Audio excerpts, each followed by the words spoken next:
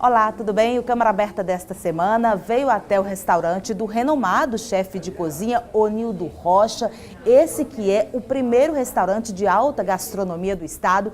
Para quem não conhece, Onildo é famoso porque usa uma técnica francesa para difundir os sabores da Paraíba, que é o arroz vermelho, feijão verde, manteiga da terra, enfim, muitos sabores, e a gente vai conhecer todos eles agora.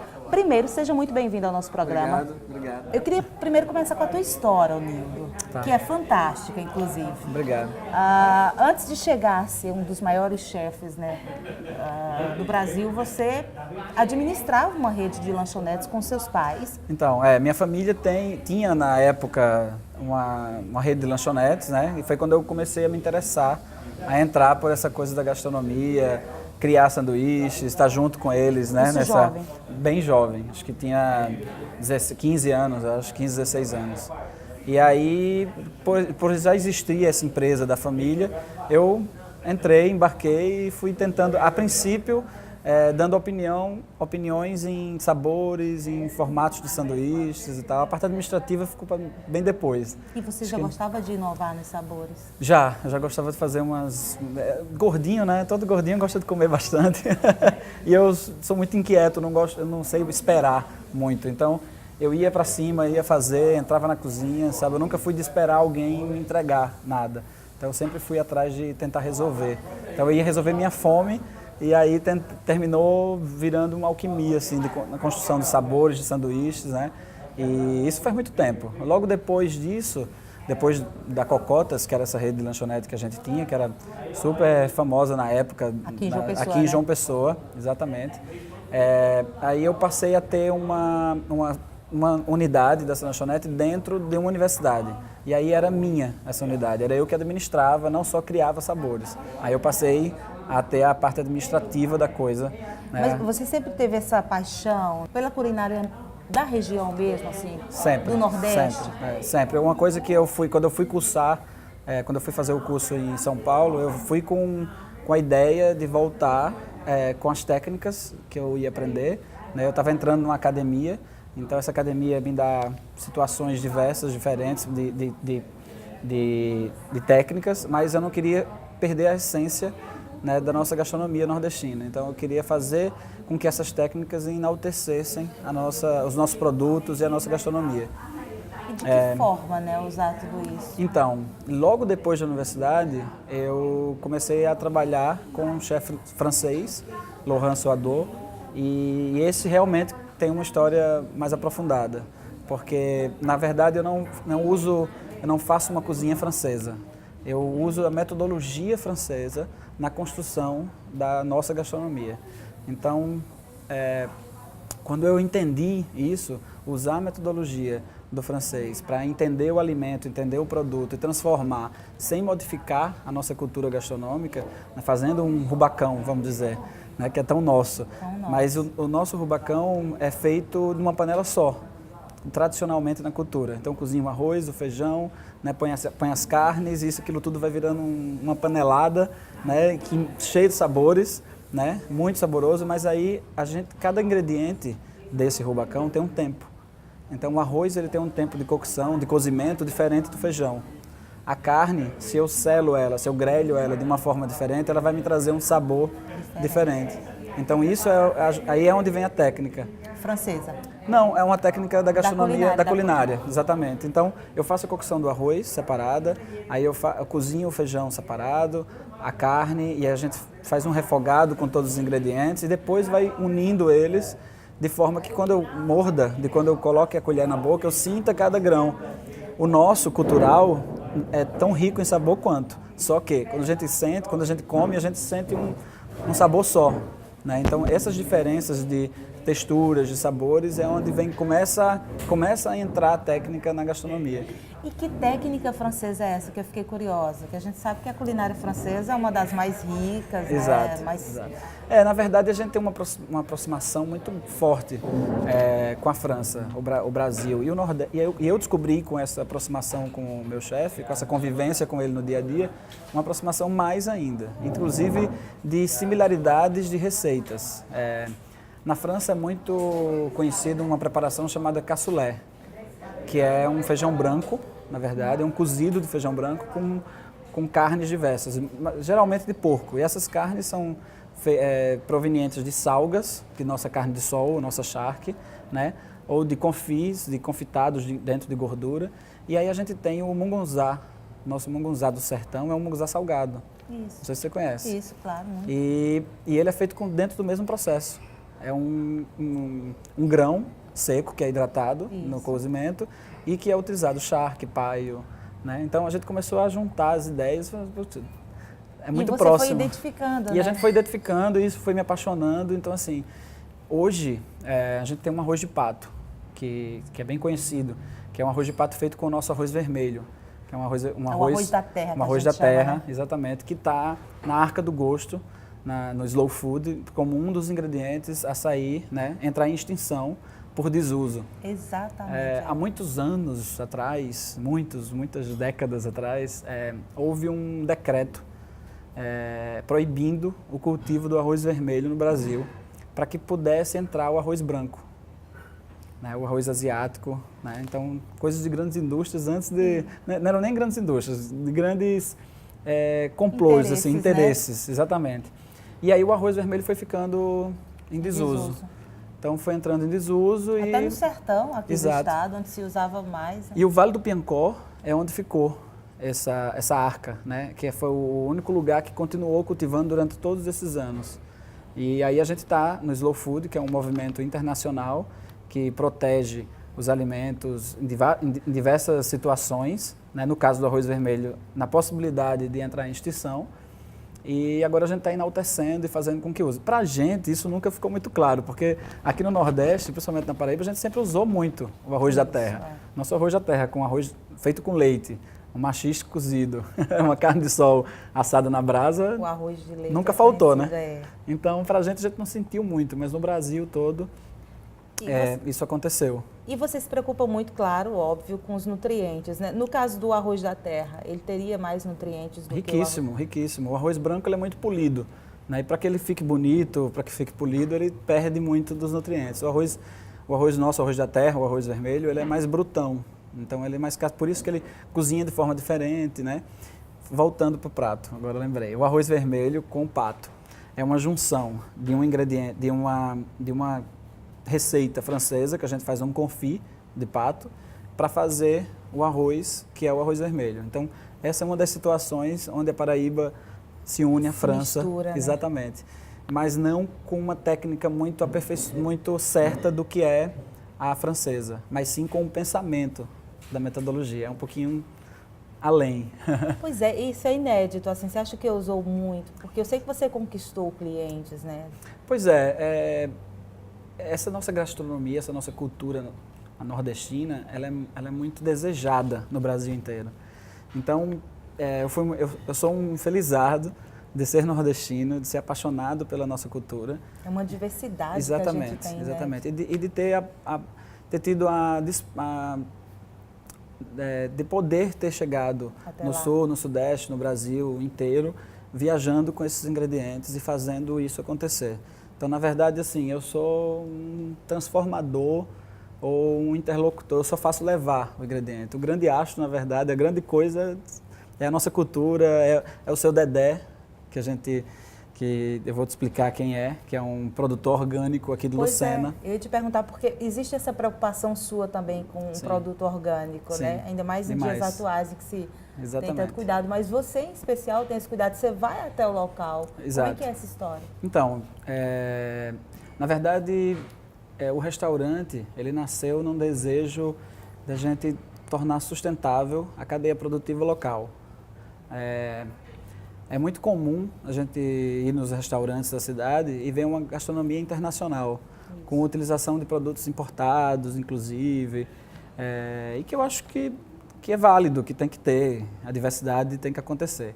Só que a minha vontade era fazer com que as pessoas da minha terra aprendessem a comer a sua própria comida, com um olhar diferente. Então foi quando nasceu a vontade de fazer um restaurante de alta gastronomia, mas que usasse o ingrediente local.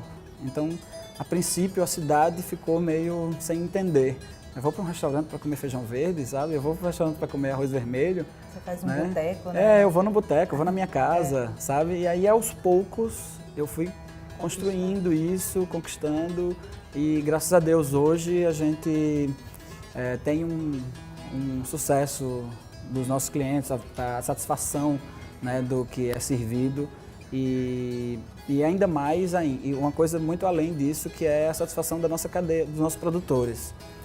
Seu Dedé foi uma vontade de descobrir alguém que produzisse orgânico e que fosse uma agricultura familiar.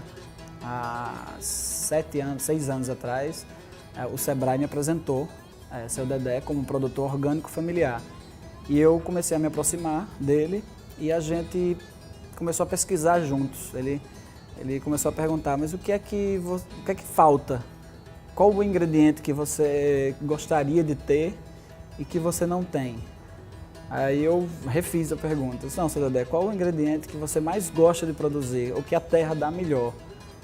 O que é que a nossa terra aqui, com a chuva, com o sol muito forte, a terra muito árida, o que é que ela nos traz de melhor? Porque a pergunta não é a gente forçar a terra a produzir alguma coisa. É a gente descobrir o que é que ela é propícia a dar. E aí foi a macaxeira, né? Que tem diversos nomes, mandioca, aipim, né? No Brasil todo sai o mesmo sabor, né? O mesmo sabor não, a nossa é mais saborosa. Ah, a da Paraíba? Eu já provei a baiana, de fato. Pois é. Então, eu acho sempre a nossa sempre muito melhor. Legal.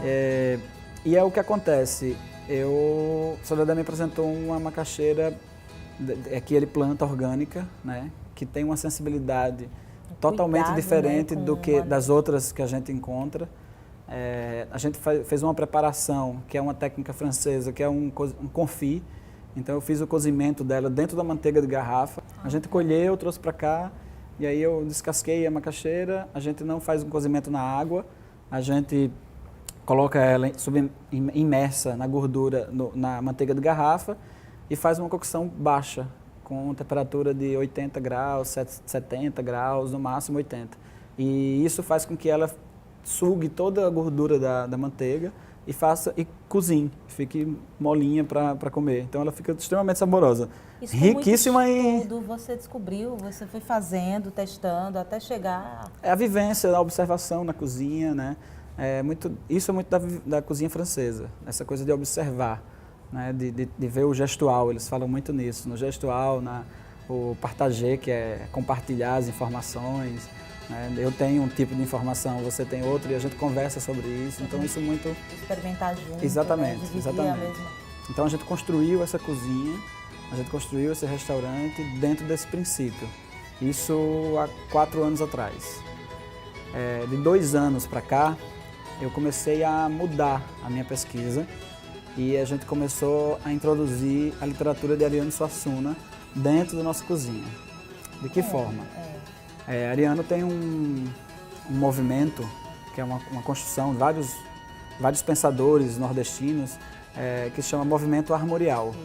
Né? Então, o movimento armorial consiste no enaltecer a nossa cultura, e é uma cultura que sem influências, é uma cultura nossa.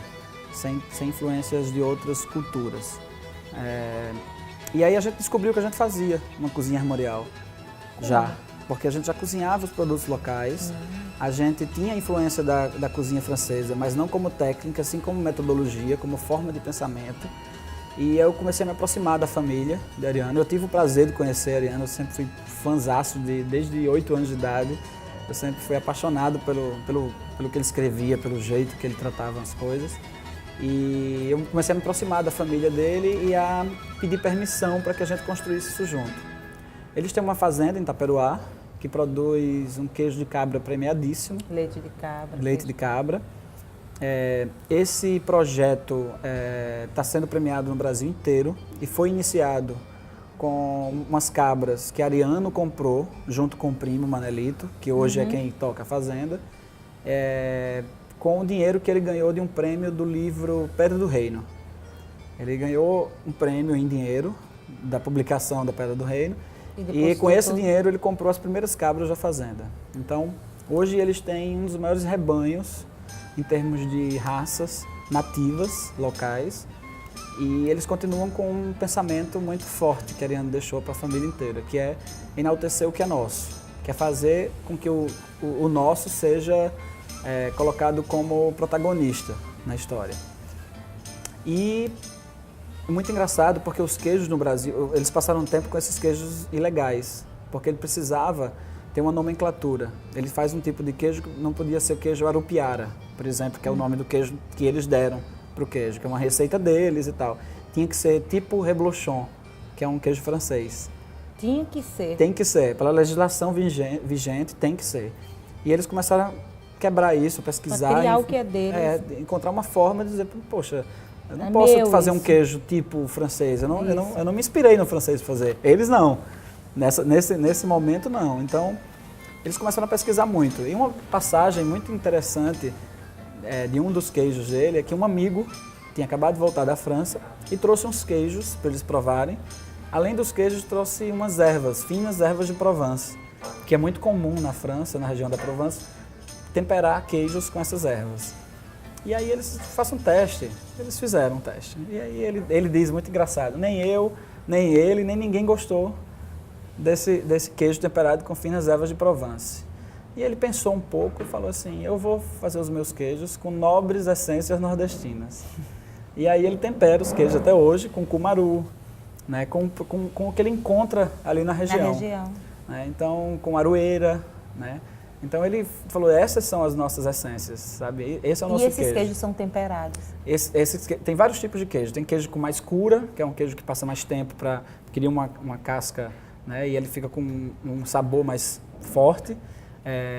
Que tem o do leite cru, né? Sem nenhum tipo de cocção. E tem os outros que são temperados com vários tipos de ervas dessa forma. E você está usando esses queijos? A gente usa esse queijo aqui no restaurante. É um senhor que se criou ali, né? Pois é. Que a vida entendeu dele aquelas habilidades. Exatamente. Foi absorvendo aquelas habilidades, exatamente. Trabalhando mesmo, então, testando, fazendo. Então, assim, ele falou para mim, realmente o queijo é armorial, porque ele é todo concebido dentro da nossa cultura, não tem influência, né? Pode ter influência do queijo francês, porque o queijo, mas ele nem conhecia o queijo francês, então não tinha como ter. Sabia nem como fazer. Nem sabe, foi uma receita desenvolvida por ele, com as cabras que são criadas ali naquele terreno, então... Ô Nilda, a gente vai fazer um intervalo, tem que fazer um intervalo, mas a gente volta a conversa está muito boa, tem muita história para contar, a Câmara Aberta volta daqui a pouquinho. Pode falar, pode chamar. Cultura, saúde, mobilidade, justiça, segurança, trabalho, respeito, educação, sustentabilidade. Queremos escutar você e fazer mais pela nossa cidade. É eficiência, transparência e compromisso. É a Casa do Povo. Câmara Municipal de João Pessoa. O lugar para a sua voz falar mais alto.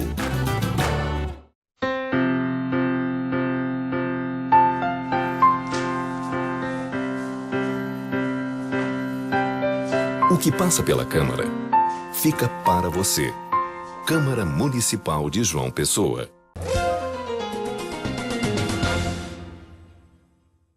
É isso, Câmara Aberta está de volta hoje, conversando aqui com esse chefe de cozinha, o Anildo Rocha. Um prazer estar aqui no seu restaurante. Prazer é meu. Conversa boa, viu? Agradável. Que bom, que bom. Ô Nildo, você estava citando no bloco anterior, falando da macaxeira, como você trouxe ela para o seu restaurante, enfim.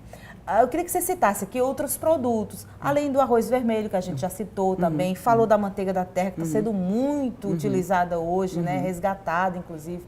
Teria algum outro produto que você acha que a gente deveria mesmo dar mais valor, utilizar na nossa culinária? Tem números. É tão rico que a gente passaria aqui o programa inteiro e não daria conta de tantos que existem. A batata doce, né? Que é um produto que na verdade, quando a gente tem em abundância, a gente não dá tanto valor. Então, hoje a batata doce é super utilizada pelos atletas, né? Tá na moda, né? Pois é, então. A gente faz um aligot, que é um purê feito com bastante queijo, né? E a gente usa queijo de manteiga, a gente faz um blend de 2 queijos, queijo de manteiga, um queijo de coalho. Ah, queijo de manteiga também tá na moda. Pois é, queijo de manteiga tá demais. Então, Na verdade, eu acho que tudo que é saudável, saboroso, sabe? Tudo que a Tem gente que pode... tá na moda. Maxixe. Maxixe, muita gente torce o nariz para maxixe.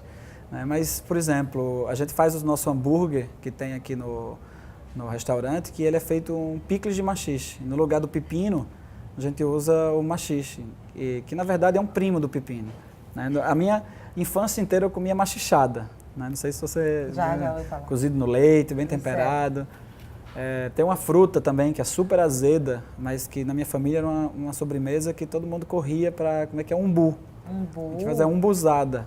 Não sei se você também tem já provou. pessoas que não conhecem, Não conhece, viu? Um bucajá, então, né? O pessoal da capital não conhece. Tem que ser sertanejo. Exatamente. Tem uma coisa muito além, aí eu vou bem além, que hoje, inclusive, tem muitas coisas que saem da produção porque fica proibido, né? A galinha cabidela, a gente comeu a vida inteira.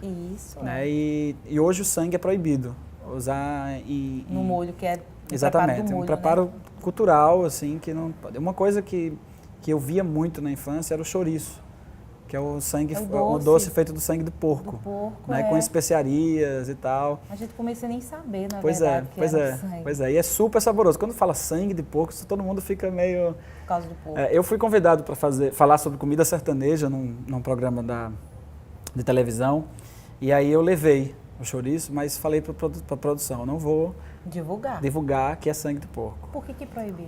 Não, proibiu porque o sangue não pode ser utilizado como ingrediente. A gente até briga isso, como sangue é ingrediente. Né? Eles tiraram porque tem muita contaminação, né, e tal, mas a carne também tem. Então, assim, tudo tem que ser fiscalizado. Na verdade, tinha que ter uma forma de deixar o ingrediente ser utilizado porque é descartado. Então não há como na verdade. proibir isso, né? Não. E aí eu levei esse doce, mas falei, não fala que é de sangue de porco, não por ser proibido, mas para as pessoas não quererem provar, né? Porque vai todo mundo, tal. Então eu mostrei o mugunzá salgado, mostrei rapadura, falei do arroz vermelho, do feijão verde, fiz todo... Quando chegou no doce, estava todo mundo, os artistas super famosos, né? Eu quero provar esse doce. Esse doce é feito com especiarias, tal. Elas provaram, que maravilha, que delícia. É feito com rapadura, né? Porque tem um melaço na composição da receita. Eu falei, e sangue de porco? Todo mundo, sangue de porco? Olha, eu não comi isso. Pois é, entendeu? Então, assim, o preconceito do alimento. Então, existe um pouco desse preconceito com a gente. Durante muito tempo, batata doce é uma coisa que tem todo dia na minha mesa. Aí agora virou febre, né? Os fits, né? Todos. A gente faz uma coxinha que é feita com batata doce, que é sem glúten.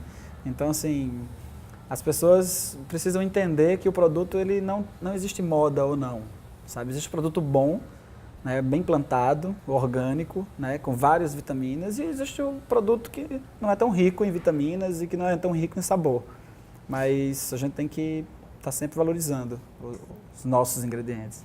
Isso, você faz isso muito bem. Olha só, eu queria falar um pouquinho sobre o restaurante, que na verdade hoje é um grupo, né? Uhum. O primeiro foi fundado, se eu não me engano, tem aqui 2016. 16. Não, a gente está em 2018, 2014. Foi o primeiro restaurante. Exatamente.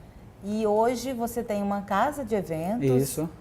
É um grupo, Uhum. todo voltado para a culinária, como é que é? A gente tem a casa de eventos, o espaço para eventos, o bar, o restaurante, né, e uma cozinha de produção para eventos corporativos.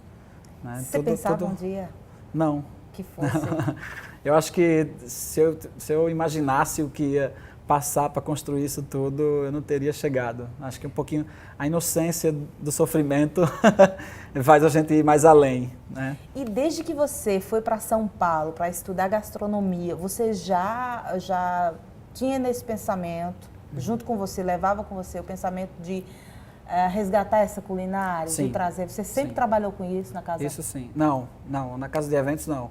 Foi por isso a necessidade do restaurante. A casa de eventos já tem 11 anos, né? O restaurante tem 4 ou 5 anos. E o restaurante é que é focado, né? E o restaurante é que é focado nesse trabalho, porque já foi difícil para o restaurante ter um sucesso. Os 2 primeiros anos a gente batalhava bem para que a coisa acontecesse, porque eu te falei no primeiro bloco sobre esse preconceito das pessoas comerem o próprio alimento.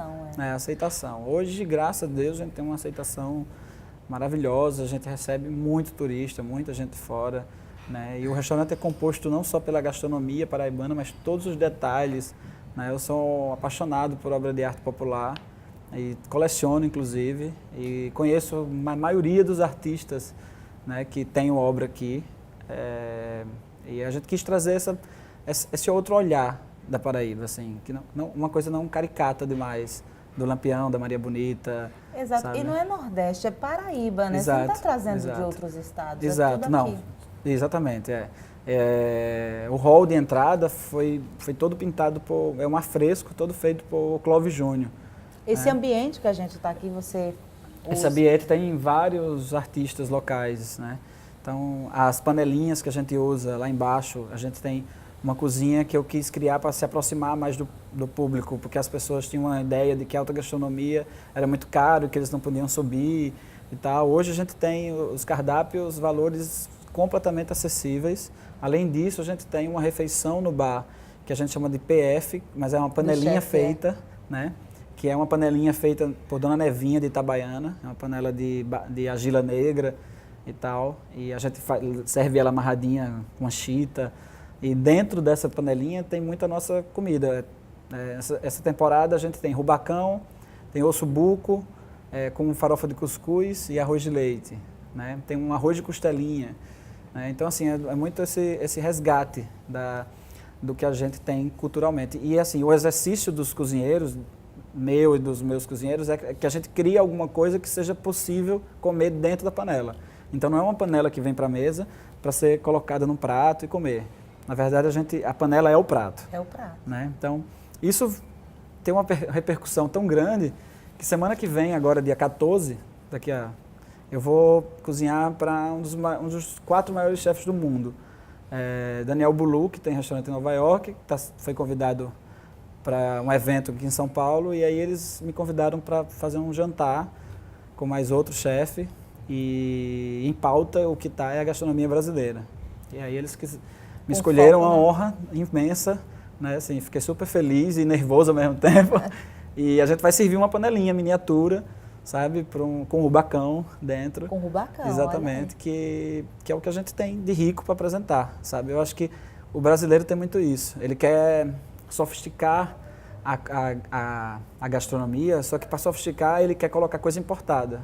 Só que o nosso produto é muito sofisticado, sabe? Então não tem essa necessidade. A gente é um restaurante sofisticado, sabe? De excelente custo, mas com 90% dos ingredientes local, exatamente. Sabe o que eu acho bacana você falando? Você está levando esses sabores daqui para os 4 cantos do mundo, assim, é conhecido lá fora.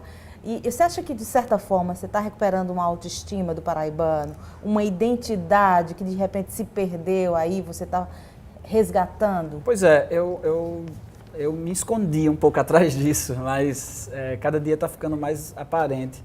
A gente recebe muita mensagem de pessoas assim, que orgulho, né?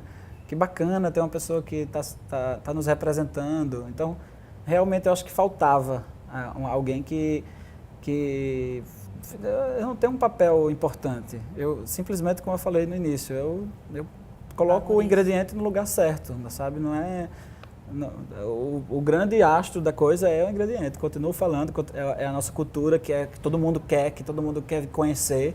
Né? Eu simplesmente sou o transporte disso, né? Eu sou a pessoa que levo, que carrego isso. E que tem os segredos, né? Porque a gastronomia tem seus segredos, vocês não revelam. Tem um carinho, né? Tem um amor, tem um carinho, precisa ter muito, muito, porque é exaustivo, né? A gente passa horas e horas, então assim, eu falo sempre pro meu pessoal, a gente tem que amar muito o que faz. São horas em pé, nos finais de semana tá todo mundo com a família, a gente está aqui junto, sabe, fazendo com que as famílias sejam felizes. Então, assim, a gente precisa estar muito feliz. Eu acho que isso passa para a comida, passa para... Comida faz bem a todo mundo, né? São quantos anos dedicados à gastronomia? São 14 anos. Que legal, bastante chão. Eu queria encerrar o programa, a gente já está pertinho de terminar, com você, sei lá, acho que dando um recado para esse povo aqui mesmo, da Paraíba, o povo do sertão, que de repente já nem valoriza tanto essa culinária que você está super valorizando no seu restaurante, oferecendo e apresentando a pessoas de outros países. Qual mensagem, Onildo, que você deixaria para essas pessoas? A mensagem que eu estou lembrando aqui, quando eu estava montando o restaurante, um dos nossos artistas, né, das obras que a gente tem, ele faz os passarinhos, Bento de Sumé. E ele estava aqui comigo, colocando, ele é do sertão, né? E ele falou assim, eu estou muito nervoso. Eu falei, mas por que você está nervoso? Ele falou, porque está vindo um jornalista me entrevistar de São Paulo. Mas eu sou muito simples. Eu não tenho muito o que falar para ele. E aí eu falei, mas o senhor tem, lógico que tem. Por que ele está querendo lhe entrevistar, né? Ele falou, não, mas eu não sei ler, não sei escrever. Eu disse, mas o senhor sabe fazer uma coisa muito além disso tudo. A arte, a gente tem os passarinhos dele aqui, o senhor tem uma riqueza muito maior do que isso, né? Aí ele parou assim e falou, então ele está interessado no que eu faço. Lógico, sabe? E essa característica do sertanejo, a gente tem uma tecnologia, eu falo que o sertanejo tem uma tecnologia completamente diferente de qualquer parte do mundo. A gente se reinventa, sabe? E vive com uma esperança de que um dia tudo vai dar certo, que a coisa vai. E é isso que move. Então, eu acho que o recado que eu dou é que a gente tenha a mesma força, a mesma fé que o sertanejo tem. Se a gente tiver 10% disso, acho que o mundo melhorará muito. Muito bom. Meu Deus, que ótimo. Obrigada, viu? Obrigado. Prazer poder estar meu. aqui, conhecer um pouquinho da sua história, que eu sei que ela é muito longa, mas aí a gente pode voltar outras vezes. Sim, à vontade. Para apresentar sempre. seus pratos, enfim, acompanhar você trabalhando, tá bom? Sim. Tá feito o com convite, certeza. então. Obrigada. Obrigado, tá? obrigado. É isso, gente. Câmara Aberta fica por aqui. A gente volta na semana que vem. Até lá.